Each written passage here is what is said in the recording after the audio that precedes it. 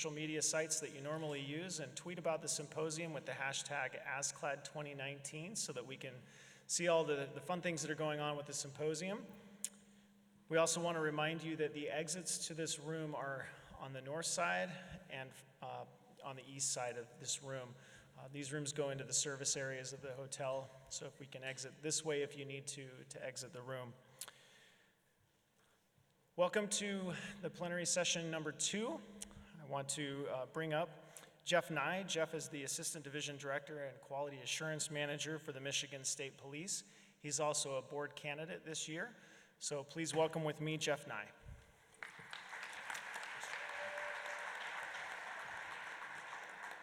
Good morning and welcome. Our first speaker for today is Dr. Max Houck. He is the Managing Director of Forensic and Intelligence Services.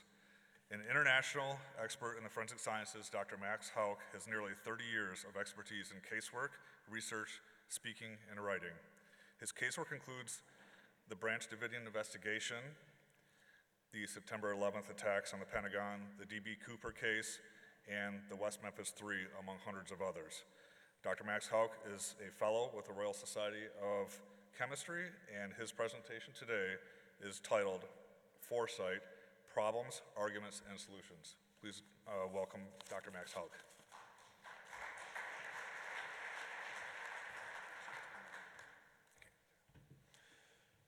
Good morning, everyone. I apologize for my voice. I picked up a little cold, so I'll try not to squeak too loudly when I talk. This talk is sort of an update on FORESIGHT, which is the de facto standard for laboratory benchmarking data.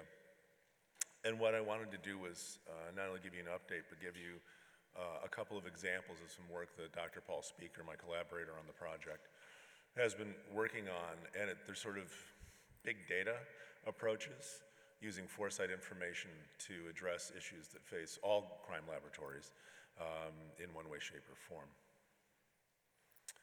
So I needed to update that slide. That first number is incorrect. It's actually 162 laboratories from 6 continents. So we have quite a few submissions to date. And we also have data going back to 2008. So we've got over a decade of data on how forensic laboratories operate. European Union laboratories are going to be joining the project next year, or end of this year, early next year. So that will add in a good component of data to make international comparisons as well.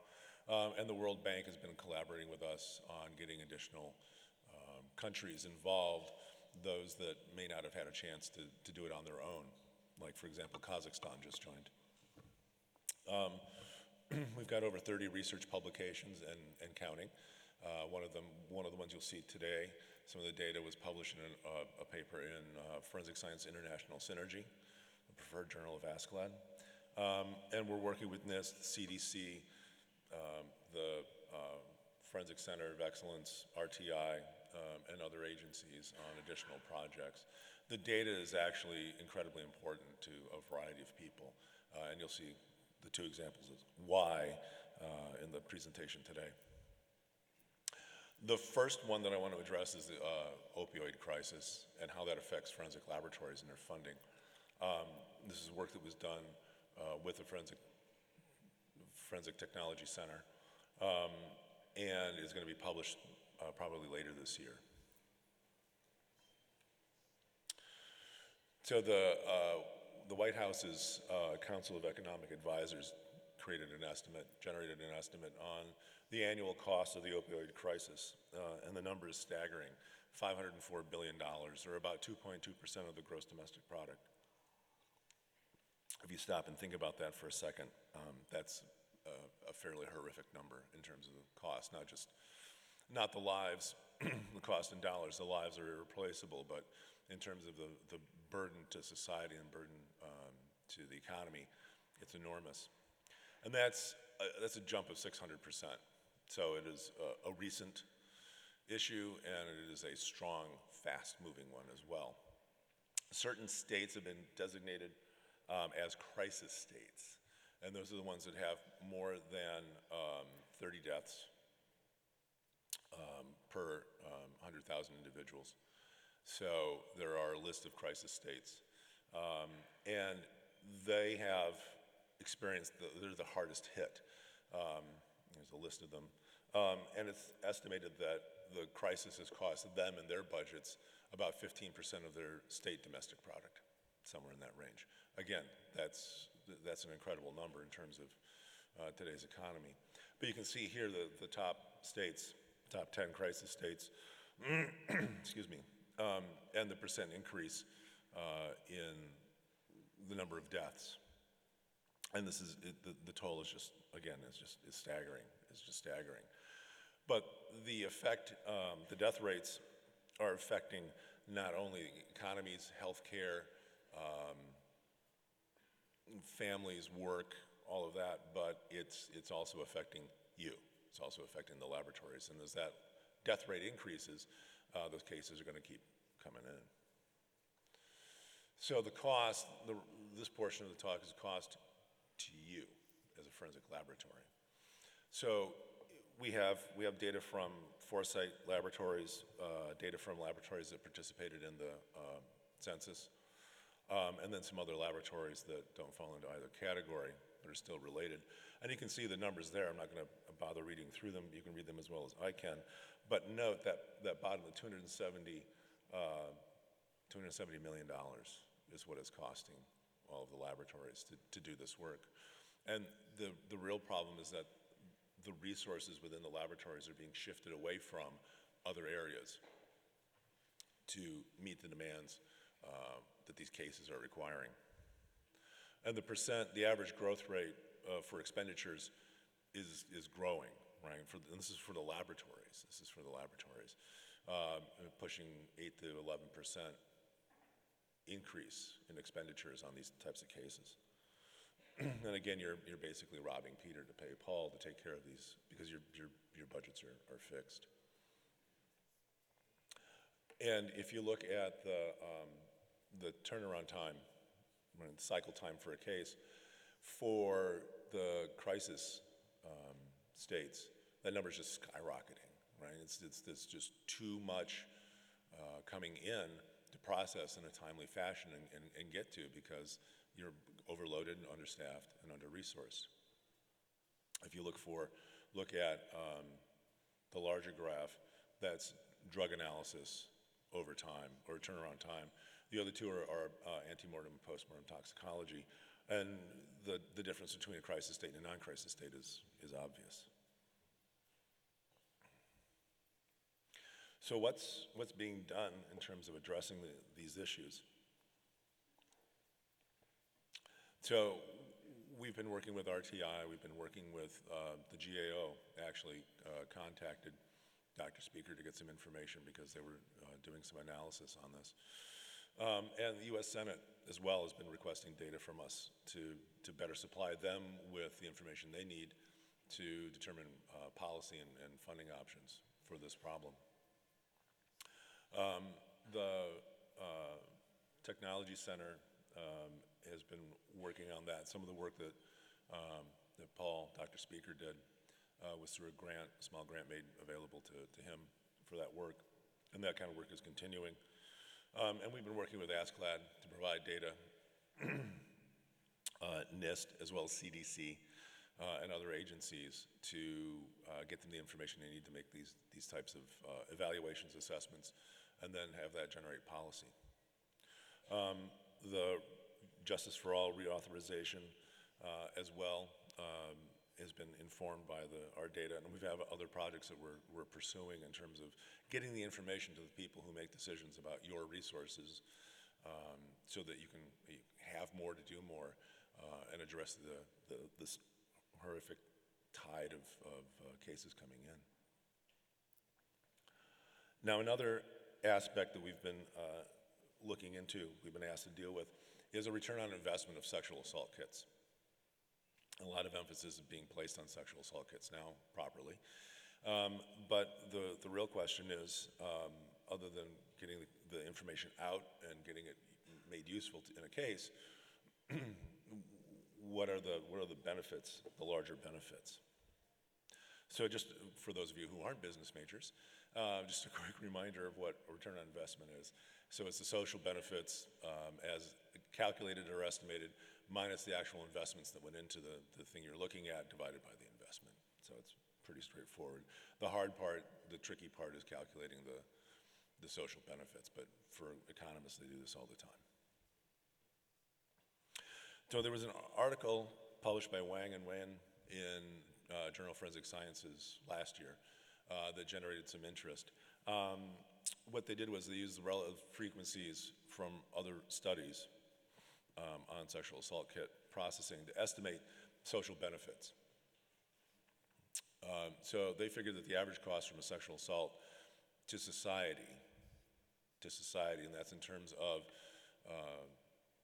hospital, the forensic nurse examiner, healthcare, lost work, counseling, variety of things, police time, et cetera, et cetera, et cetera, is $435,419.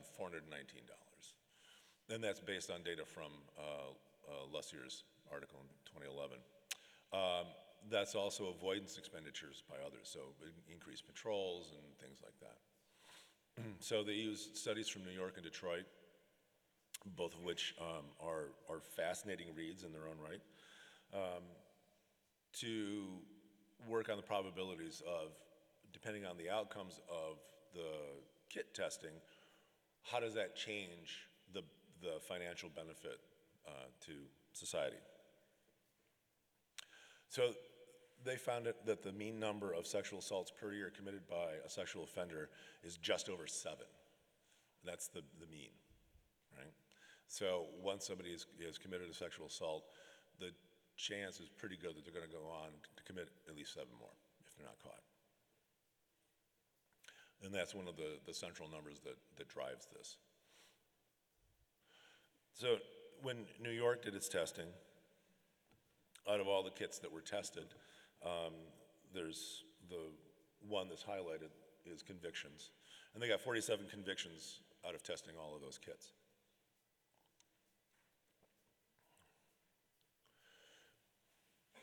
So work through the math on that. The active period for a serial rapist is about 3.5 years, somewhere in that range.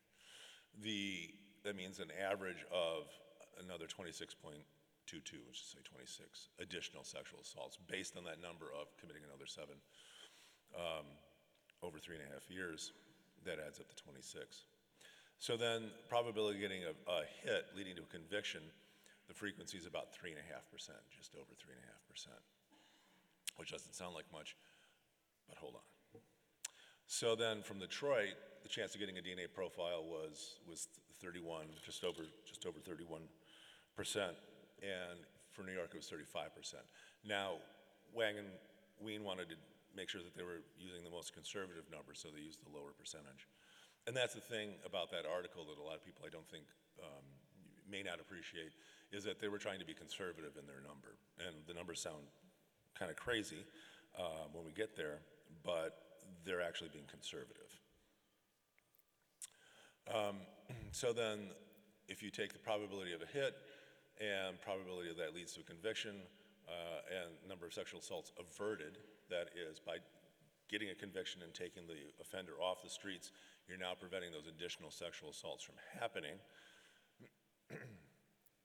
You end up preventing 0.29, just over 0.29, additional sexual assaults. When you plug that in, that gives you a return on your investment of processing that one kit of 8,000%. So if you think of the Fortune 100, top 100 companies in the US, the highest performer is Apple. Their return on investment is 28%. 2.8. Processing a sexual assault kit, 8,000. It's not a hard argument to make. So if we look at the return on investment vis-a-vis the backlog, this is where it gets interesting. So the New York study had 279 out of the just over 1,300 hits for individuals already under arrest. So if you take the 47 convictions and divide them by the CODIS hits minus arrestees, cases where statute of limitations have been reached, open cases, et cetera, you get a probability that you're gonna, that a hit leads to a conviction is about 22%. That's way better than the 3.5 we were looking at. So now, if you don't drop those cases, if you work through the backlog, right, regardless, you work through those cases and treat them as potential convictions, right? Then instead of taking those unresolved cases out, suppose they're subject to the same possible outcomes. That is, you could get a hit off of them, right? The probability of getting a conviction from a CODIS hit goes up to almost 29%. What does that do to your return on investment? Puts it through the roof. Costs about $60 to about $1,000 to do a sexual assault kit right now as of the 2018 data. In FORESIGHT and uploading a profile to a database is about $60. So for an investment of $1,060, your return on investment is pretty huge. It's pretty huge. Well over $1 million.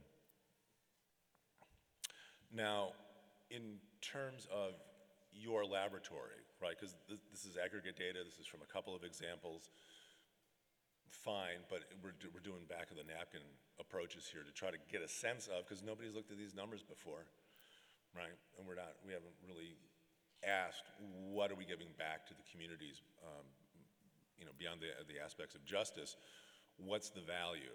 What's the value? So for FORESIGHT data, from FORESIGHT data, this is the cost curve. So it's a number of cases worked by cost per case, right? And there's that curve. And that curve is a scaling. So there are laboratories that are small and they can still be efficient, and they'll be on that curve. If they're too far off the curve, that means your processes are not quite in line enough for you to be efficient. It doesn't mean you're not effective, you're just not efficient. And the closer you plot to that line, the more you're allocating resources effectively to address the cases that come in at that rate for you. Okay, so it's rate dependent. It is submission dependent. It's how much volume you can take in and process. So the cost curve is based on our data, but that means the variance you see in that, right, that curve over cases submitted means that there's an enormous amount of variability in terms of return on investment, and it's jurisdictionally dependent. That is how many cases you get in. So the return on investment for any jurisdiction is proportional to caseload. So the table is actually a lot longer because it goes up by hundreds, but I carved it out so that everybody could see just how dramatically this goes up. So the first column is is your DNA caseload, how many cases come in. The second column is return on investment if you're not dealing with those unresolved cases, that is if you're not processing every kit. And you can see that the return on investment percentage goes up dramatically. Now the return on investment goes up even greater if you deal with those unresolved kits, if you're processing those cases that otherwise might not, or those kits that might not otherwise get processed. And it jumps, right? It goes from just, if you only get in 100 cases, it goes from 10,000% to 13,000% return on investment, right? And you can get a sense of what the return on investment would be with, by caseload. Now, if you look at that and you say, those numbers look wacky. I mean, that's freakishly large return on investment percentage. That can't be right. You have to remember, nobody's looked at this. These numbers look weird because we're not used to dealing with these kinds of numbers and talking about return on investment for our services to our jurisdictions. And it's time we did, because we're producing enormous amounts of value, not just in terms of the criminal justice system, but value back to your jurisdictions. So I'm sort of a fundamentalist in terms of arguments. And I stick with the Aristotelian ethos, logos, pathos, right? Ethos is character, Logos is logic or details, and pathos is emotion. If you can, any good argument starts out with ethos, why you should be listening. That's why you introduce speakers and talk about their background, because you're like, oh, this guy must know what he's doing. And then logos, give the data, right? And then pathos. And then pathos is that little touch that works at the end, right? That makes the human point. And if you can work that in, your arguments will go way better. So the pathos here is, how do you get more resources to do the good stuff that you're doing? How do you do more good with what you've got, and how do you get more to do more good, right? That's what we're in the business of doing, is doing good. So if we have these metrics, and we can compare, right, and show what we're doing, because the dollars that you get in your budgets, you're in competition. You're in competition with Parks and Recreation, you're in competition with Arts, you're in competition with Department of Transportation, right? You're not the only public service out there that's vying for dollars, so you've got to make a decent argument. And if you can say, well, look, we work this many cases, and we have this many employees, and we work this many sexual assault kits, and for every kit we turn in, this is what we're giving, this is what we're doing for the community. This is the value that goes back dollar-wise, right? So what's the return on investment for you, Department of Transportation, or you, Arts Center, right? If you can make that argument in terms of those dollars, then you have a better chance of getting those resources. You've turned it into an if-then statement rather than just an ask. So you're explaining how the citizens are going to benefit. That's an easy argument to make now that we've got this kind of data. And then that makes it easier for the people who actually have to decide on who gets which dollars, because then they can justify it. And that's the main thing. You made a decent argument, and it's down on paper, and they can look at the numbers and say, this makes way more sense than putting the money somewhere else. So they now have an expectation on that return on investment. For those of you who haven't participated in Foresight, please do. It's free. The only thing you have to pay is attention, and give us your data. And we've made the submissions a lot easier now. If you can give us 4 or 5 data points, we have enough data over enough years that we can actually get you some information back, proxy some information that will give you a pretty good estimate on where your laboratory is at. The more data you give, the more specific it's going to be to your laboratory, and the more accurate. But joining has never been easier. We now have a single email. You can email Dr. Speaker or myself, but there's now an email for Foresight. It's foresightmetrics@gmail.com, and that pings it to both of us. So I hope that if you have any questions about the data, I can provide you with this information or the articles that it comes from, and I hope you use it to better your laboratory. Thank you.